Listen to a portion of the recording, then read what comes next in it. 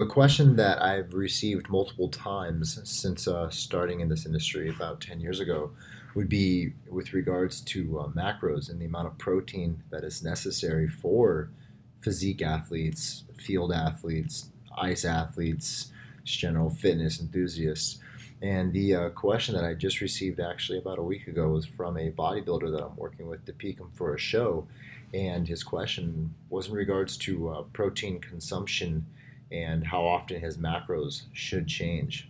And so, having done this numerous times over the years, I basically was able to explain to him that protein consumption or protein requirements drop the more advanced of an athlete you become. So when you're in high school, you tend to need a little bit more protein if you're doing resistance training than if you are 35 years old and have been doing it for 15 plus years. So as we advance in our training, we become more or less dampened. And so when you look at the research, Hartman and colleagues in 2006 put out a study that showed more or less that you don't need as much protein as you become more advanced in training. Now, there were some flaws in this study. They used 8 young, healthy male volunteers, and they participated in a whole body split resistance program that looked pretty much like bodybuilding. So it was 12 weeks long, and it was 5 days a week.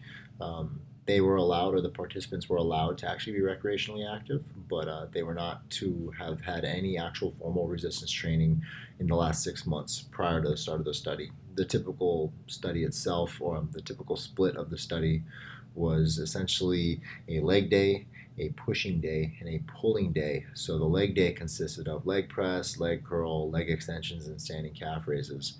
And the pushing day was a seated military press, bench press, vertical bench press, which I would assume was an incline bench press, but their vernacular, their verbiage was a little weird on that. And then chest fly, and then seated machine triceps extensions.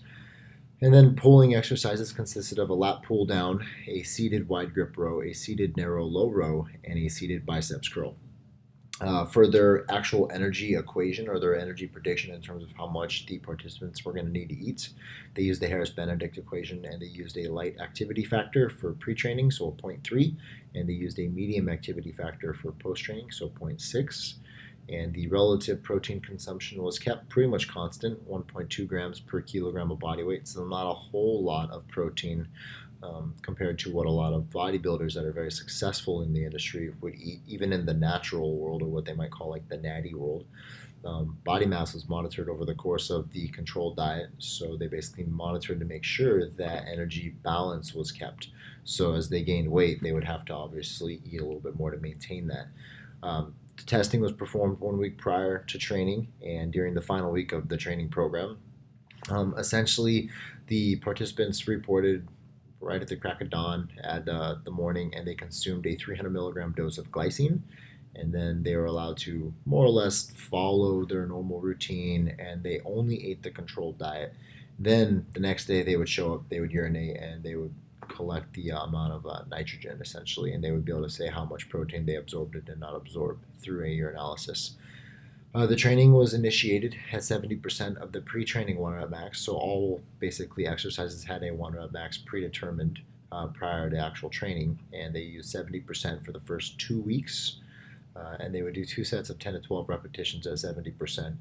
And then in weeks 3 through 12, the exercise intensity was adjusted to approximately 80-ish to 85-ish% of the 1 rep, so that 2 sets of 6 to 10 repetitions could be completed, and then a third set with basically reps to failure, so like as many reps as possible, or as an AMRAP. The analysis revealed that at the end of the training, or basically the retesting, at 12 weeks later, there was a significantly increased fat-free and bone-free mass, where you respectively went from 61.2 to 63.7 kilograms, which is approximately a 5.5 pound gain. And if you do the math, it comes out to be about 0.45 pounds per week.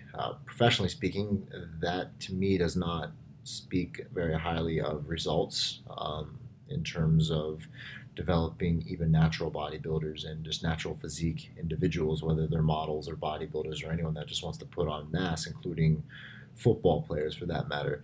0.45 pounds per week, or a 5.5 pound gain in 12 weeks, is not that impressive. Um, own perspective on it, I think that the nutrition protocols were a little off in terms of how one might actually use it in the field, but the principles that come from this study do give some insight with regards to protein turnover and how much protein one does need. That's not to say that they didn't get results in strength, but their body mass essentially stayed the same, their total body fat stayed the same, and bone mineral content even remained unchanged. Strength wise, they did gain some strength, but that's somewhat to be expected just because they had no training under the belt for 6 months prior to the study. So, really, you can do whatever you want to do. You're going to get people stronger. So, you can't really extrapolate this data to, or this study to advanced athletes necessarily, because advanced athletes have years and years and years of training under their belts, whereas these are beginners. So, it's almost like taking high schoolers and then trying to give them whatever, and you're going to get results. But that being said, the bench press went from 60 to around 101 kilo. The lat pull down went from 61 to approximately 81 kilo. Bicep curl went from 41 to 61 kilo. The leg press went from 190 to approximately 386 kilo. That's plus or minus 47 kilos as well. And then leg extension went from about 96 to 170 kilos. So all more or less some strength gains we would expect to see from beginners that are doing resistance training of some sort, but not necessarily anything remarkable that you might see. Like I would not expect to see a 25 to 51% increase outside of the beginner world. So as an advanced athlete, if they hit 51% improvement in 12 weeks, it's just not going to happen with advanced athletes. That just can't happen. But in addition to the significant gains in the lean mass and the strength, significant being relative, obviously, to statistics, but essentially the actual gains in lean mass and strength, basically the 12 weeks of high intensity resistance training did result in a reduction in whole body protein turnover. So at the end, they also went and did that glycine drink, the 300 milligrams, and they reassessed it.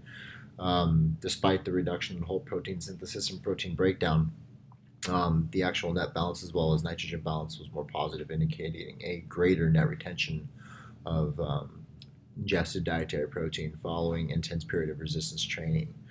What really Hartman, Moore, and Phillips from this 2006 study showed was that the more advanced you are or the more you train, you become more or less what I would call dampened. So that just means you can't, if you want to call it, dig deep. You just won't dig as deep and necessarily damage as much tissue. So an easy way for myself to explain to all of my athletes and my clients is just, when you first start a new training split, you get pretty sore. So if you're used to doing legs on Thursday and you're used to doing back squats, and then you do legs on Tuesday and you start doing front squats, your quads are going to get a little bit more sore than you're used to just because of the novelty to the training. So depending on the advanced state of the athlete, so if they've been training 3 years versus 10 years versus just 1 year versus no years, sometimes we don't need to change a training split up very much, and we don't have to change macros very much.